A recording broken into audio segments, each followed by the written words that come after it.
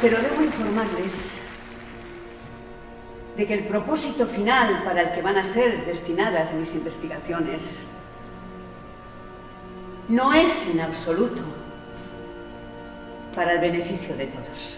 Estela Díaz Anderson me tiene muy preocupada. Es que no recuerda nada. Sufre una amnesia severa, sí. Pablo, ¿por qué estoy aquí? ¿Por qué?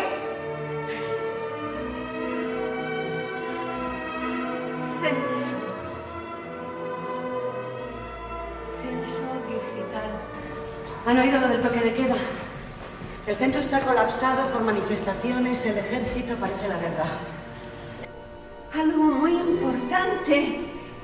Y me ve a mí gritando. Y oigo disparos y el ruido. Sí, recuerdo los disparos y mis gritos. Intereses económicos y políticos, de prioridades impuestas por las administraciones y se olvidan las personas. No importan, no existen.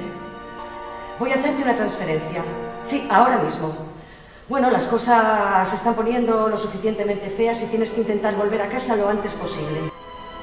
Me miran sonriendo,